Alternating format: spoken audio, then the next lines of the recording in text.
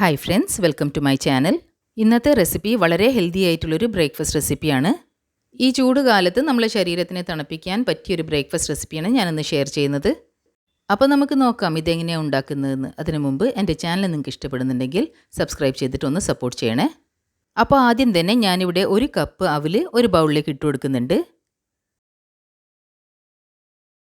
ഇനി ഇതിലേക്ക് ഞാൻ കുറച്ച് വെള്ളം ഒഴിച്ചിട്ട് ഇത് നന്നായിട്ടൊന്ന് കഴുകിയെടുക്കുന്നുണ്ട്.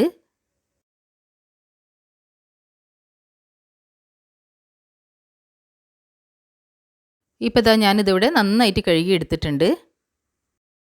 ഇനി കഴുകിയെടുത്ത അവിലേക്ക് ഞാൻ ഒരു 1/2 കപ്പ് വെള്ളം ഒഴിച്ചിട്ട് ഒരു 15 മിനിറ്റ് നേരത്തേക്ക് ഇത് കുതിർത്ത് വെക്കുന്നുണ്ട്. അടുത്തത് മറ്റൊരു ബൗളിൽ ഞാൻ 1 കപ്പ് തൈര് ഞാൻ ഒഴിച്ചു കൊടുക്കുന്നുണ്ട്. ഞാനിവിടെ അധികം പുളിയില്ലാത്ത തൈരാണ് എടുത്തിട്ടുള്ളത്. പിന്നെ ഇതിലേക്ക് പാകത്തിന് ഉപ്പ് ചേർത്ത് കൊടുക്കുന്നുണ്ട്. ഇനി ഇതിലേക്ക് ഞാൻ ഒരു 1/2 ടീസ്പൂൺ പഞ്ചസാര ചേർത്ത് കൊടുക്കുന്നുണ്ട്. പഞ്ചസാര ഓപ്ഷണലാണ്, നിങ്ങൾക്ക് അഥവാ താല്പര്യമില്ലെങ്കിൽ ചേർത്ത് കൊടുക്കേണ്ട ആവശ്യമില്ല. പിന്നെ ഞാനിതൊക്കെ ഒരു വിസ്ക് വെച്ചിട്ട് നന്നായിട്ടൊന്ന് മിക്സ് ചെയ്തെടുക്കുന്നുണ്ട്. തൈരിലുള്ള കട്ടകളൊക്കെ ഒന്ന് ഉടഞ്ഞ് കിട്ടാനാണ് ഇതുപോലെ ചെയ്യുന്നത്. ഇപ്പോൾ ഇതാ ഞാനിതിവിടെ നന്നായിട്ട് മിക്സ് ചെയ്തെടുത്തിട്ടുണ്ട്. ഇനി ഈ തൈരൊന്ന് ലൂസാക്കാൻ വേണ്ടിയിട്ട് ഞാനിതിലേക്ക് 1/2 കപ്പ് മോര് ഒഴിച്ചു കൊടുക്കുന്നുണ്ട്. മോരിന് പകരമായിട്ട് നിങ്ങൾക്ക് പാലൊഴിച്ചു കൊടുക്കാം. എന്നിട്ട് ഇതൊരു വിസ്ക് വെച്ചിട്ട് നന്നായിട്ട് വീണ്ടും ഒന്ന് മിക്സ് ചെയ്തെടുക്കണം. ഒരു 2 മിനിറ്റ് വരെ നന്നായിട്ടൊന്ന് വിസ്ക് ചെയ്തതിൻ്റെ ശേഷം നമുക്കിതൊന്ന് മാറ്റി വെക്കാം.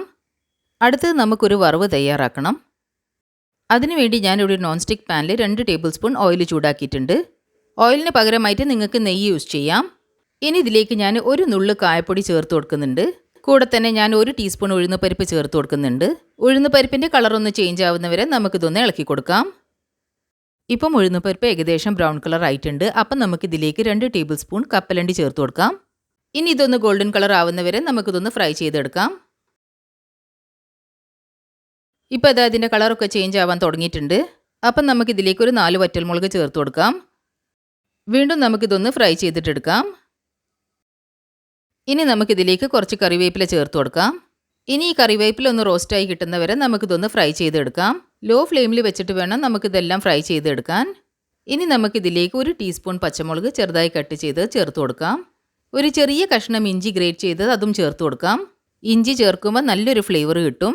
ഇഞ്ചിയുടെ പച്ചമണമൊക്കെ മാറി കിട്ടുന്നവരെ നന്നായിട്ടൊന്ന് ഫ്രൈ ചെയ്തെടുക്കണം. ഇനി ഇതിലേക്ക് ഞാൻ കുറച്ച് മല്ലിയില ചെറുതാക്കി കട്ട് ചെയ്ത് ചേർത്ത് കൊടുക്കുന്നുണ്ട്. മല്ലിയില ചേർത്തുന്നത് ഓപ്ഷണലാണ്, നിങ്ങൾക്ക് അതിൻ്റെ ഫ്ലേവർ ഇഷ്ടപ്പെടുന്നില്ലെങ്കിൽ ചേർത്തേണ്ട ആവശ്യമില്ല. ഇപ്പോൾ ഇതെല്ലാം നന്നായിട്ട് ഫ്രൈ ആയി വന്നിട്ടുണ്ട്. അപ്പോൾ ഇനി നമുക്ക് ഫ്ലെയിം ഓഫ് ചെയ്യാം. ഇനി നമുക്ക് നേരത്തെ കുതിർത്ത് വെച്ച അവലൊന്ന് ചെക്ക് ചെയ്യാം. ഇപ്പോൾ നമ്മൾ 15 മിനിറ്റ് കുതിർത്ത് വെച്ചതുകൊണ്ട് ഇത് നന്നായിട്ട് സോഫ്റ്റായി വന്നിട്ടുണ്ട്. ഇനി നമുക്കൊരു സ്പൂൺ വെച്ചിട്ട് ഇത് നന്നായിട്ടൊന്ന് മിക്സ് ചെയ്യാം. ഒന്ന് ചെറുങ്ങനെ ഉടച്ചു കൊടുക്കാം. ഇപ്പോൾ ഞാനിതിവിടെ നന്നായിട്ട് മിക്സ് ചെയ്ത് കഴിഞ്ഞിട്ടുണ്ട്. ഇനി നമുക്ക് നേരത്തെ തയ്യാറാക്കി വെച്ച തൈരിലേക്ക് ഈ അവല് ചേർത്ത് കൊടുക്കാം. എന്നിട്ട് നന്നായിട്ടൊന്ന് ഇളക്കി കൊടുക്കാം. ഇപ്പോൾ ഞാൻ ഈ തൈരും അവലും നന്നായിട്ടൊന്ന് യോജിപ്പിച്ച് എടുത്തിട്ടുണ്ട്. അടുത്തത് നമുക്ക് നേരത്തെ തയ്യാറാക്കി വെച്ച വറവ് ഇതിലേക്ക് ചേർത്ത് കൊടുക്കാം. ഇനി ഇതെല്ലാം നന്നായിട്ടൊന്ന് യോജിപ്പിച്ചെടുക്കുക.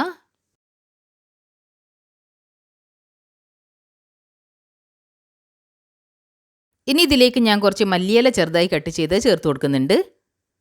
വീണ്ടും നന്നായിട്ടൊന്ന് മിക്സ് ചെയ്തെടുക്കുന്നുണ്ട്. ഇപ്പോൾ ഞാനിവിടെ എല്ലാം നന്നായിട്ട് മിക്സ് ചെയ്ത് എടുത്തിട്ടുണ്ട്. ഇപ്പം ഇതിൻ്റെ കൺസിസ്റ്റൻസി അത്യാവശ്യം ലൂസാണ്. അപ്പം നമുക്കൊരു 1/2 മണിക്കൂർ നേരത്തേക്ക് ഇത് ഫ്രിഡ്ജിലേക്ക് വെക്കാം. അപ്പം നമുക്കിത് പെർഫെക്റ്റ് കൺസിസ്റ്റൻസി ആയിട്ട് കിട്ടും. 1/2 മണിക്കൂർ തണുപ്പിച്ചതിന് ശേഷം നമുക്കിത് ഫ്രിഡ്ജിൽ നിന്ന് പുറത്തേക്ക് എടുക്കാം. ഇപ്പോൾ അത് കണ്ടില്ലേ, നല്ല പെർഫെക്റ്റ് കൺസിസ്റ്റൻസി ആയി വന്നിട്ടുണ്ട്. നല്ല കട്ടിയായി വന്നിട്ടുണ്ട്. അപ്പോൾ ഇനി നമുക്കിത് സെർവിങ് ബൗളിലേക്ക് മാറ്റാം. അപ്പോൾ അവിടെ നമ്മൾ സിമ്പിളായിട്ടുള്ള ഹെൽത്തി ആയിട്ടുള്ള ബ്രേക്ക്ഫാസ്റ്റ് റെഡി ആയിട്ടുണ്ട്. അപ്പോൾ ഇതുപോലെ നിങ്ങൾ എല്ലാവരും ട്രൈ ചെയ്ത് നോക്കണം. ഈ സമ്മർ സീസണിലൊക്കെ ഇതൊരു പെർഫെക്റ്റ് ബ്രേക്ക്ഫാസ്റ്റ് റെസിപ്പിയാണ്. കുട്ടികൾക്കും വലിയവർക്കും ഒക്കെ കഴിക്കാൻ പറ്റിയ ഒരു ഹെൽത്തി ബ്രേക്ക്ഫാസ്റ്റ് റെസിപ്പിയാണ്. അതുപോലെ തന്നെ ഇത് വളരെ എളുപ്പത്തിൽ സിമ്പിളായിട്ട് ഉണ്ടാക്കിയെടുക്കാൻ പറ്റും.